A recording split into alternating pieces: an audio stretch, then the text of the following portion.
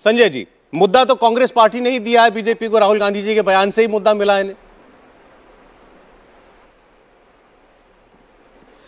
देखिए, अपोजिशन की तरफ से और खासकर कांग्रेस पार्टी की तरफ से पिछले सत्र का जो पहला हिस्सा था तब से लगातार गौतम अडानी का जो पूरा कारोबार है उस कारोबार को मदद करने में मोदी सरकार का क्या क्या हाथ रहा है, क्या क्या योगदान रहा है, ये मुद्दा लेकर खड़े हैं।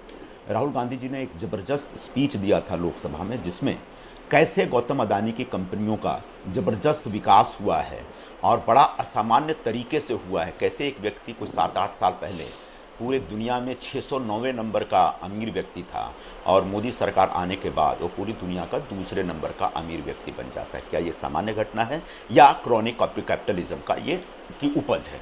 इस पर बहुत सारे उन्होंने सबूत भी दिए थे। जब पोर्ट बिकते हैं तो सीधे अडानी जी को मिल जाता है, जब एयरपोर्ट बिकते हैं तो सारे के सारे अडानी जी को मिल जाता है। तो ऐसे में इन विषयों की जांच होनी चाहिए और इन विषयों की अगर विस्तृत जांच होगी तो सिर्फ और सिर्फ पार्लियामेंट की कमेटी ही कर सकती है, बाकी किसी एजेंसी के ऊपर मतलब सवाल भरोसा का नहीं है। उनकी एक मर्यादा है, उनकी एक लिमिटेशन है। फ्रीडम ऐप से सीखकर क्या आप साबुन बनाते हैं? अगर ऐसा है तो आप अपने साबुनों को 1 करोड़ फ्रीडम ऐप के जो ग्राहक हैं उन्हें बिना किसी खर्चे के आप उसे बेच सकते हैं। तो अभी सुधांशु जी ने कहा कि भाई सुप्रीम कोर्ट ने एक कमेटी अनाउंस की। बिल्कुल, बहुत अच्छी बात है। सुप्रीम कोर्ट की जो कमेटी का टर्म्स एंड रेफरेंस है वो सेबी के कामकाज के ऊपर है।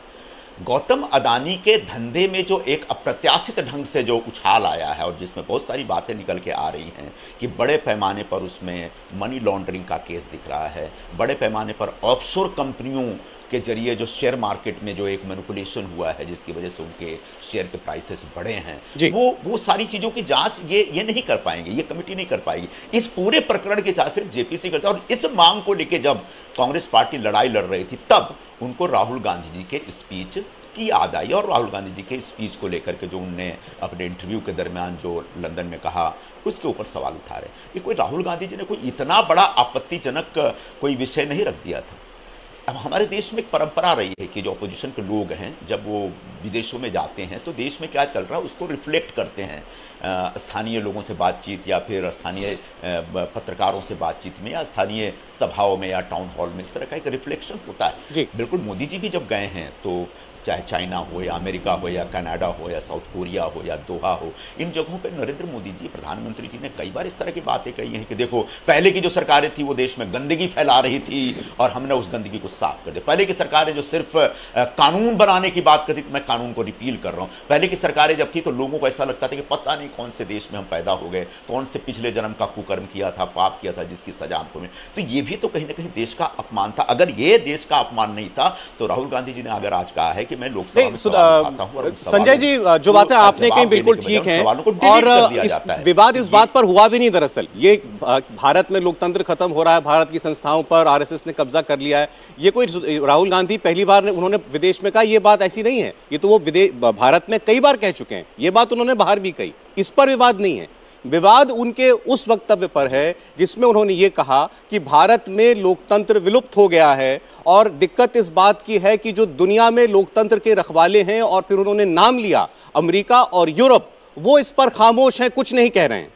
इससे ये विवाद उठा कि वो क्या चाहते हैं। फ्रीडम ऐप से सीखकर क्या आप साबुन बनाते हैं? अगर ऐसा है तो आप अपने साबुनों को 1 करोड़ फ्रीडम ऐप के जो ग्राहक हैं उन्हें बिना किसी खर्चे के आप उसे बेच सकते हैं। भारत के विषय में अमेरिका और यूरोप से क्या चाहते हैं? सौरभ भाई जी,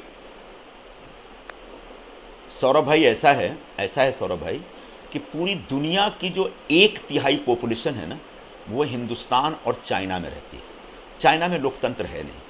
तो अगर पूरी दुनिया में लोकतंत्र का आदर्श स्थापित रखना है, लोकतंत्र के प्रतिमानों को टूटने नहीं देना है, तो हिंदुस्तान में लोकतांत्रिक व्यवस्था बरकरार रहे और जो लोकतांत्रिक तरीके से काम करने वाली संस्थाएं हैं वो स्वतंत्र और स्वायत्त तरीके से काम करती रहें, ये पूरी दुनिया की चिंता होनी चाहिए। इसका मतलब ये नहीं कि हम पूरी दुनिया को बोलने कि आप आइए हमारे मामलों में इंटरफेयर करिए।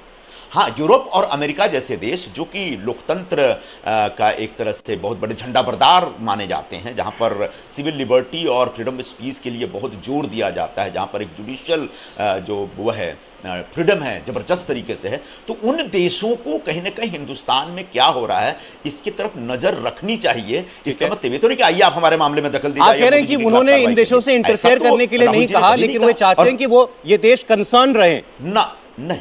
इंडिया टीवी हर वक्त हर जगह डाउनलोड करने के लिए सर्च करें India TV news Google play store या ऐप स्टोर पर।